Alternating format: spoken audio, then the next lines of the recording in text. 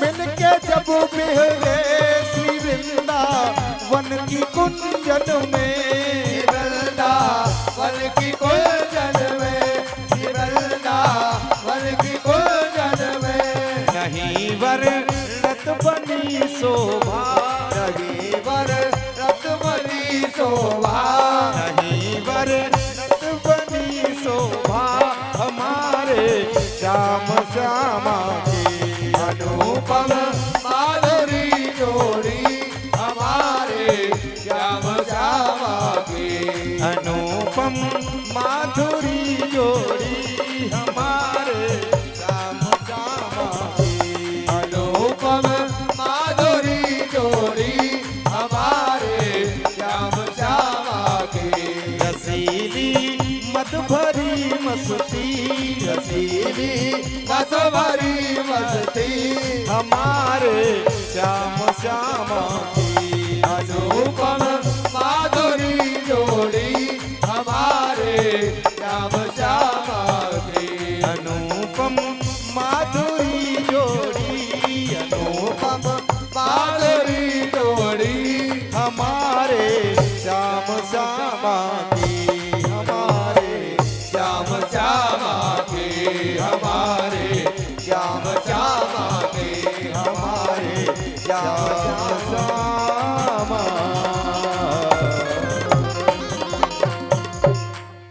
बोलिए वृंदावन बिहारी लाल की जय हो। जय जय श्री। श्री राधे। तो देखिए एक बात रोज बतानी पड़ेगी, क्योंकि रोज नए नए लोग आते हैं। ऐसे हम हाथ खड़े करवाते हैं ना ऊपर, इसका मतलब होता है, इसका मतलब क्या होता है मैया? बैठे बैठे भगवान के चरणों में साष्टांग प्रणाम करना, ऐसे लंबे लेट करके प्रणाम करते हैं। लेकिन कुछ लोग क्या करते हैं? ऐसे हाथ खड़े करते हैं। जो लोग ऐसे हाथ खड़े करते हैं वो इस मृत्यु लोक पर ही पड़े रहना चाहते हैं। कुछ लोग बीच में हाथ खड़े करते हैं, जैसे पीछे से आगे वाले को आशीर्वाद दे रहे हैं क्या। जो लोग बीच में हाथ खड़े करते हैं वो इस टेंट के पर्दे की तरह, गुब्बारों की तरह बीच में लटके रह जाते हैं। आज देखो कितने सुंदर लग रहे हैं, कल देखना शायद बच जाए एक आध, तब देखना ऐसे हवा निकल जाएगी। ऐसे बीच में लटके रह जाते हैं और एक दिन हवा निकल जाती है। और कुछ लोग बिल्कुल सीधे हाथ खड़े कर देते हैं और अपने आप को पूर्ण रूप से परमात्मा को समर्पित कर देते हैं। अब देखने वाली बात क्या है, कौन कौन यहाँ रहना चाहता है, कौन कौन बीच में लटकना चाहता है, और कौन कौन। बोल वृंदावन बिहारी लाल की जय जय श्री राधे। द्वारिका की जय। 98% लोग पार हाईवे के चक्कर में, 2% लोग हैं अभी जो या तो उनको समझ में हमारी बात नहीं आई या फिर वो यहीं रहना चाहते हैं। हाँ रहना भी चाहिए, सब चले गए तो यहाँ कथाऊ तो सुनेगा कोई। 2% तो रहने चाहिए हमारे साथ। और आज सुखदेव स्वामी कहते हैं परीक्षित, यहाँ से मैं तुम्हें बड़ी सुनने की बात बता रहा हूं, अब हम चंद्रवंश का निरूपण करेंगे। सुखदेव जी परीक्षित से कहते हैं कि यथातः श्रूयतां राजन वंश सोमस्य पावनः यस्मिन्नादयो भूपा कीर्तन्यते पुण्य कीर्तन। बड़ा सुंदर वर्णन किया है आदरणीय सुखदेव स्वामी ने। सुखदेव जी कहते हैं राजन, नारायण के पुत्र ब्रह्मा हैं और ब्रह्मा के पुत्र हैं अत्रि और अत्रि के पुत्र हैं श्रीमान चंद्रमा। चंद्रमा के पुत्र हैं बुद्ध और बुद्ध के पुत्र हैं पुरर्वा। बहुत लंबा वंश, बहुत लंबा वंश है। अगर वंश का वर्णन करें तो 10-20 दिन की चल रही है, 10-20 महीना लग जाए, इतना लंबा वंश। बड़े बड़े राजा इस वंश में हुए, बड़े बड़े प्रतापी राजा, एक से एक प्रतापी राजा हुआ। इसी वंश में राजा यदु हुए और इन्हीं यदु महाराज के नाम पर इस वंश का नाम यदुवंश पड़ा कि यदु चतुर्वसम चैव देवयानी व्यजातः दुहं चानु च पुरं च समिष्ठावार्ष्व पर्वणि। यदु और तुर्वस नाम के दो पुत्र हैं महारानी देवयानी के, और इन्हीं यदु के नाम पर महाराज इस वंश का नाम यदुवंश पड़ा। ययाति महाराज बड़े अच्छे राजा हैं, उन्हीं के पुत्र हैं यह महाराज यदु। एक से एक परम पवित्र राजा है। एक चीज आपको बताएं, जो सूर्यवंश है उसमें बिना पुत्र कामेष्टि यज्ञ के बहुत जल्दी से किसी को पुत्र नहीं हुआ, समझ लेना। जो राम जी का वंश है उसमें अधिकतर राजाओं को पुत्र कब हुआ, जब उन्होंने पुत्र कामेष्टि यज्ञ किया। और चंद्रवंश में चंद्रवंशी राजाओं की शादी बहुत जल्दी से नहीं हुई, उनकी शादी हमेशा भाग दौड़ में ही रही। ये वह दोनों वंशों में अंतर है। उनको पुत्र जल्दी नहीं होते हैं सूर्यवंश में, और यहाँ शादियां जल्दी नहीं होती है। एक और विचित्र राजा हैं जिनका नाम है रंतिदेव, बड़े पवित्र राजा हैं। लेकिन चंद्रवंश के जो पूर्व के राजा थे उन्होंने बहुत से पाप कर्म किए, और उन पाप कर्मों का परिणाम क्या हुआ कि रंतिदेव जो राजा हैं उनका साम्राज्य बहुत बड़ा है, लेकिन उसमें दुर्भिक्ष पड़ गया, यानी अकाल पड़ गया। चंद्रवंश के जो पूर्वी राजा थे उन्होंने धरती पर बहुत पाप किया, और उन पापों का परिणाम ये हुआ कि रंतिदेव का साम्राज्य पूरा सूखा से ग्रस्त हो गया। 12 वर्षों तक एक बूंद जल की पृथ्वी तक आई नहीं। विशाल भंडारा महाराज रंतिदेव ने प्रजा के लिए खोल दिया। 12 वर्ष हो गए, एक बूंद जमीन तक नहीं आई, और धीरे धीरे विशाल भंडार जो भरा हुआ था राजा रंतिदेव का, वो धीरे धीरे खाली होने लग गया। केवल 250 ग्राम चावल बचे हुए हैं। बहुत ध्यान से सुनना। अपनी पत्नी की ओर देखा और कहा, देवी आज भगवान की यही इच्छा है तो चावलों का ही भोग लगाएंगे। और जैसे ही चावल पका करके प्रभु का भोग लगाने के लिए बैठे, इतनी देर में वहां एक पवित्र ब्राह्मण आ गया। वो ब्राह्मण कहने लगा कि देखो मैं भी भूखा हूं, मुझे भी भोजन चाहिए। रंतिदेव के नेत्रों से आंसुओं की धारा बहने लगी, और अपने सामने रखा हुआ जो भोजन था वो उस ब्राह्मण के सामने महाराज रंतिदेव ने रख दिया। पत्नी की ओर देखा, देवी आज तो जलपान करके ही काम चलेगा। और जैसे ही जलपान करने लगे, चांडाल आ गया। चांडाल कहने लगा, मैं बहुत जोर से प्यासा हूं, मुझे जल चाहिए। और चांडाल को जल पिलाया तो चांडाल कहने लगा, मेरे साथ जो कुत्ते हैं वो भी बहुत प्यासे हैं, उन्हें भी जल पिलाओ। चांडाल को जल पिलाया, अपने सामने रखा हुआ जल चांडाल को पिला दिया, उसके कुत्तों को पिला दिया। लेकिन आज महाराज रंतिदेव ने दोनों हाथ जोड़ लिए, और हाथ जोड़कर ऊपर आकाश में देखकर कहते हैं, हे गोविंद, अगर तुम मेरी वाणी को सुन रहे हो तो मेरी एक ही प्रतिज्ञा है, एक ही वचन है, एक ही प्रार्थना आपसे है कि न कामेयं गतिमीशरात परामष्ट दुर्युक्ता पुनर्भवं वा अति प्रपद्ये अखिल देह भाजानमंतम स्थितो येन भवत्य दुखा। रंतिदेव ने ऊपर हाथ जोड़ करके, हे गोविंद, मुझे स्वर्ग नहीं चाहिए, मुझे वैकुंठ भी नहीं चाहिए, मुझे मुक्ति भी नहीं चाहिए। मेरा तो केवल एक ही प्रार्थना है। मैं ये चाहता हूं कि इस संसार में जितने भी प्राणी दुखी हैं, उन सब प्राणियों के हृदय में जाकर के मैं बैठ जाऊं और उनके दुखों का अनुभव मैं करता रहूं।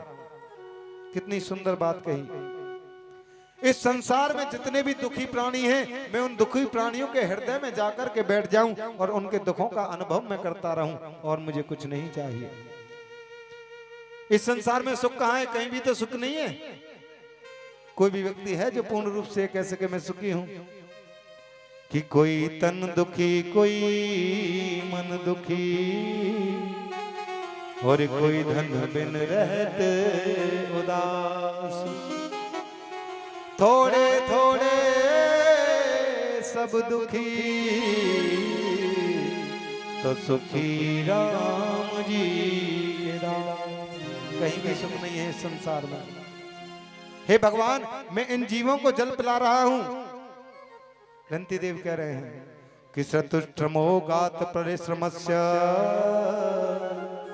दैन्यम क्लह शोक विषाद मोहा, सर्वे निवृता कृपणस्य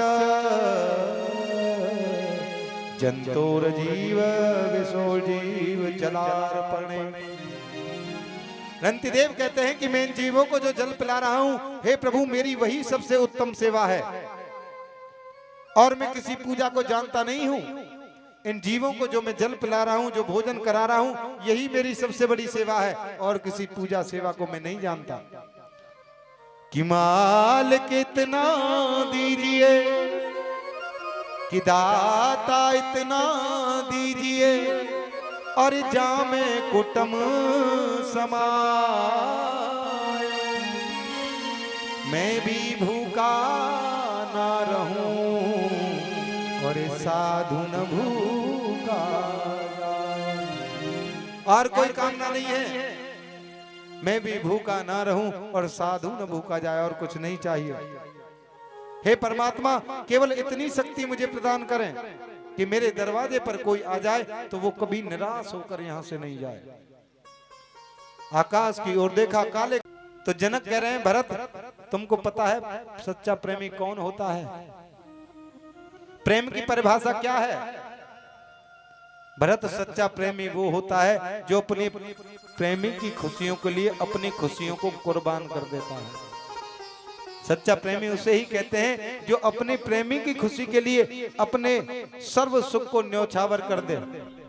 और अगर तुम भगवान से प्रेम करते हो तो जाओ भगवान से पूछो उनकी खुशी किस चीज में है। भरत कहते हैं, हे धर्मपिता, आपने तो मुझे जिताकर भी हरा दिया, आपने मुझे जिताया लेकिन जिताकर भी हरा दिया। और आज भरत प्रभु राम के चरणों में बैठ गए और कहने लगे, कहिए क्या क्या है? तो राम कहते हैं, भरत तुम जो राज्य मुझे देने के लिए आए थे मैं उसे स्वीकार करता हूं, लेकिन जब तक मैं 14 वर्षों का वनवास पूर्ण करके नहीं आ जाता तब तक मेरे राज्य की देखभाल तुमको करनी है। भरत कहते हैं, प्रभु अगर 14 वर्षों के बाद एक क्षण का भी विलंब आपने किया तो मैं अपने शरीर को जला करके समाप्त कर दूंगा। भगवान कहते हैं, भरत चिंता मत करो, एक क्षण का विलंब भी मैं नहीं करूंगा।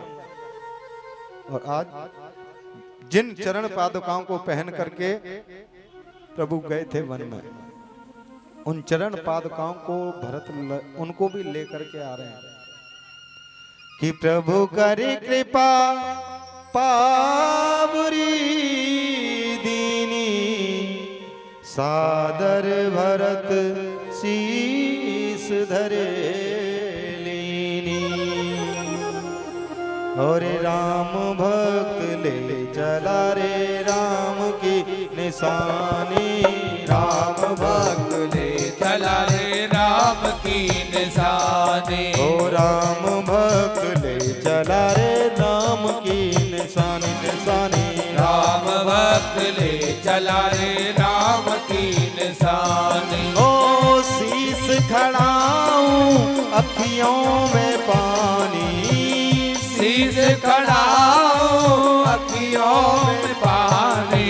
राम भक्त ले चला रे राम की निशानी, निशानी। राम भक्त ले चला रे राम की निशानी। हाँ शीस खड़ाऊं अखियों में पानी, ओ शीस खड़ाऊं अखियों में पानी।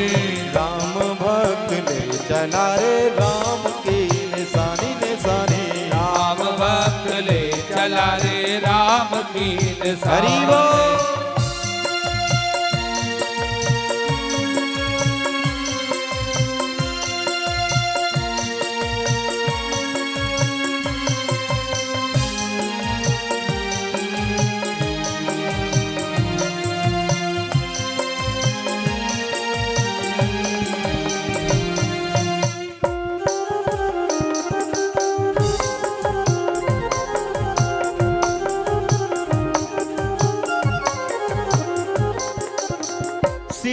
खड़ाऊं ले चला ऐसे, शीश खड़ाऊं ले चला ऐसे, शीश खड़ाऊं ले चला ऐसे, शीश खड़ाऊं ले चला ऐसे, राम सिया जी संग हो जैसे, राम सिया जी संग हो जैसे, अब इनकी छाव में रहेगी राजधानी, राम भक्त ले चला रे राम की निशानी, राम भक्त ले चला रे राम की निशानी, ओ शीश खड़ाऊं अखियों में पानी, शीश खड़ाऊं अखियों में पानी, ओ राम भक्त ले चला रे राम की निशानी निशानी, राम भक्त ले चला रे राम की निशानी, ओ राम भक्त ले चला रे राम की निशानी, राम भक्त ले चला रे राम की निशानी।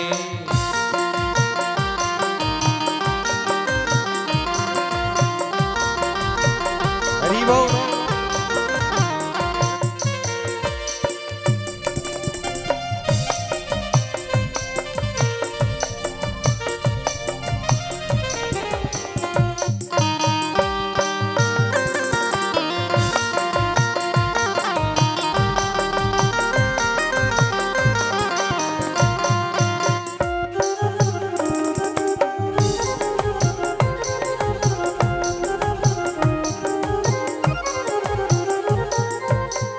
पल छिन लागे सदियों जैसे, 14 वर्ष कटेंगे कैसे, जाने समय क्या खेल रचेगा, कौन जिएगा कौन मरेगा, कब्र मिलन के फूल खिलेंगे, नदिया के दो छोर मिलेंगे, जी करता है यही बस जाए, जी करता है यही बस जाए, जी करता है यही बस जाए, जी करता है यही बस जाए, हिल मिल 14 बरस बिताए, हिल मिल 14 बरस बिताए, अरे राम बिन कठिन है एक घड़ी बितानी, राम भक्त ले चला रे राम की निशानी, राम भक्त ले चला रे राम की निशानी, ओ शीश खड़ाऊं अखियों में पानी, शीश खड़ाऊं अखियों में पानी, ओ राम भक्त ले चला रे राम की निशानी, राम भक्त ले चला रे राम की निशानी। हरि बोल।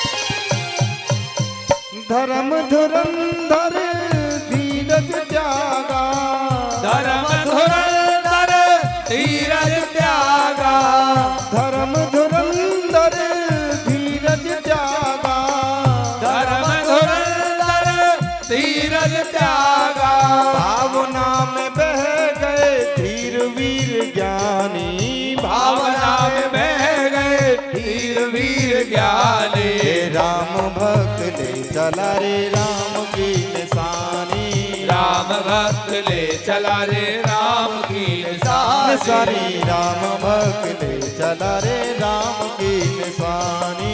राम भक्त ले चला रे राम की निशानी। हो शीस खड़ा हूँ अखियों में पानी। ओ शीस खड़ा हूँ अखियों में पानी। राम भक्त ले चला रे राम की निशानी। राम भक्त ले चला रे राम की निशानी। राम भक्त ले चला रे राम की। बोलिए राजा रामचंद्र भगवान की जय हो। जय जय श्री श्री राधे। द्वारिकाधीश की जय हो। जिन चरण पादुकाओं को पहन करके मेरे प्रभु गए, उन चरण पादुकाओं को भरत लेकर के आ रहे हैं लौट के। और आकर के नंदीग्राम में जमीन के नीचे गड्ढा खोद करके उसमें वास करते हैं भरत जी। उस त्याग का दर्शन आप करें।